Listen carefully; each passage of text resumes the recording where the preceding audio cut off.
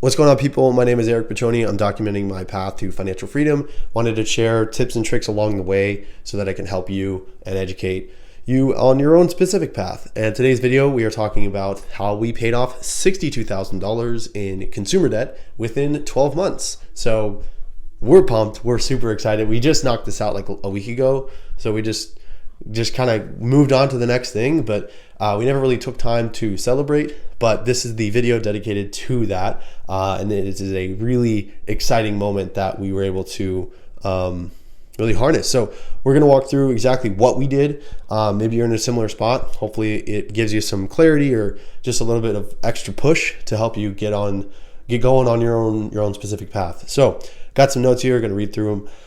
The first thing, the way that made it really easy to pay off this debt quickly is we had a plan.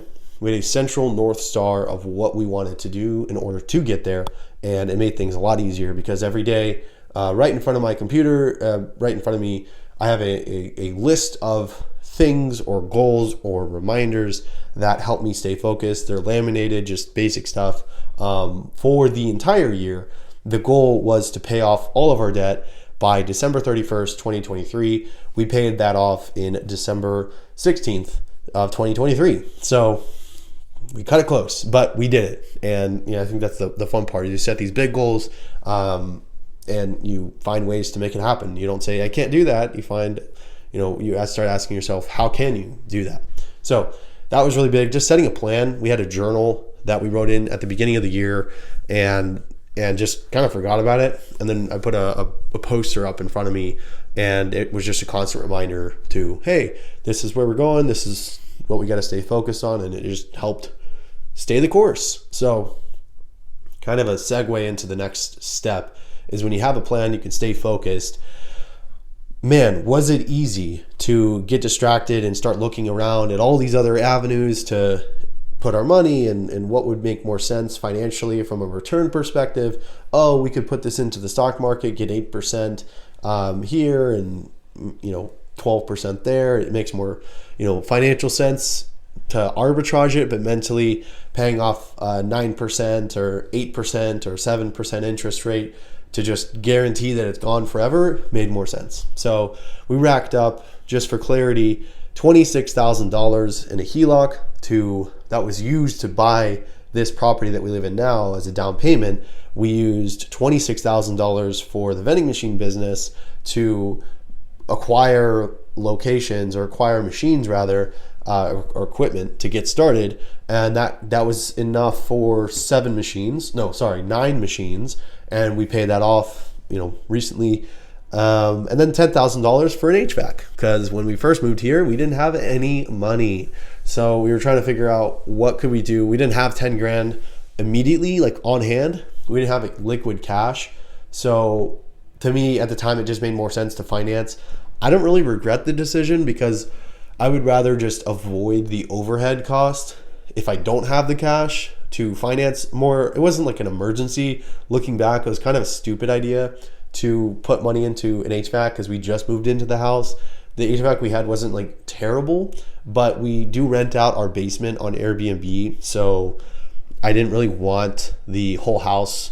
If we're out for a couple days and someone's downstairs and the whole thing just goes kaput, I didn't want to be the jackass that didn't want to put the money into getting a new one. So I was like, we're going to have to do this at some point. It's already a DIY project. It looks terrible. So let's just get a new one in and just get a good one, because the previous homeowners, a lot of the projects they did were not good.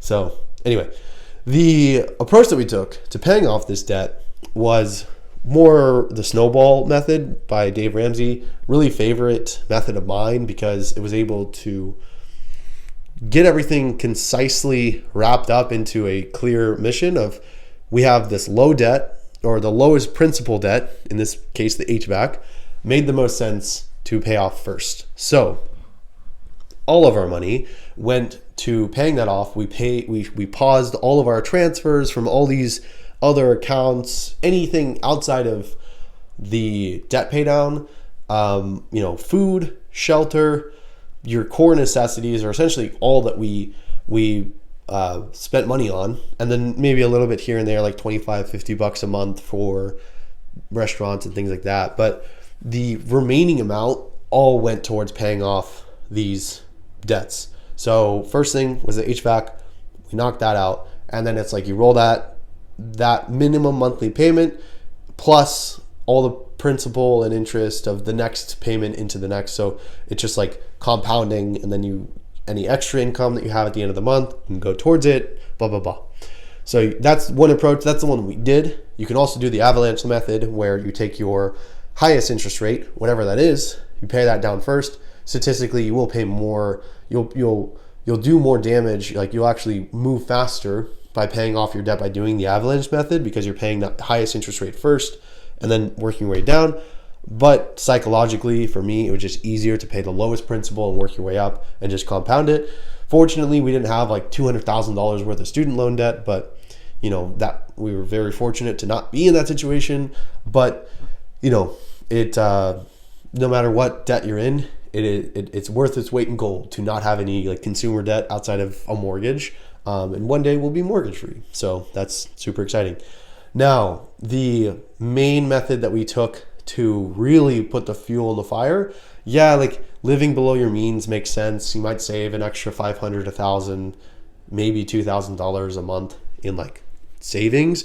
But what really turned the gas up for us is I took on 2 full-time jobs, and I was working a lot. I was working a ton, and I was very strung out, and was just freaking working all the time. My wife, she works when she can. We have a daughter, so it's not like she can just also take a full-time job and then like throw our daughter into daycare and just say good luck. So I was able to take on 2 full-time jobs and really aggressively pay down some of this debt. I don't work 2 full times anymore. I just work 1, and I'm very thankful for the job that I have. So we're just gonna stay with that. But it wasn't super complicated. It was just a matter of staying disciplined, staying focused, and just like having a singular goal. Now, moving forward, what we're gonna heavily consider doing is now getting our emergency fund up to 6 months of living expenses. That is the priority. And then also really heavily considering geo arbitrage, which is like living in another country, earning your American dollars, and you can stretch it much farther in that country's currency. So that is something that we're on the tail end of figuring out how we're going to do all of that. But that is a work in progress. But for the time being, that's where we're at. We're debt free. So, we're freaking pumped. It's just a really good feeling, because you're not giving your money away forever to somebody or something or some company. And it's yours. You can do what you want with it, and we're going to be able to grow a lot faster in all these other areas, and just have a lot more of a financial cushion. So if you're in a similar spot, you're paying off your debt currently, use this as a vote of motivation. Just keep going. Like, you've got this. It's just a matter of staying focused, looking into ways of how can we do this, or how can we make this work, and just make it happen. I mean, it's a very short-term sacrifice for a long-term benefit. So just stay committed to the plan. You've got this. Love you. And I'm trying to figure out like a closing remark. So we'll see how this goes. Let me know in the comments. But how you do one thing is how you do everything. So do everything with excellence, integrity, kindness, and compassion. Something like that. Something along those lines. But I appreciate the time today, guys. God bless. Stay tuned and stay amazing. God bless.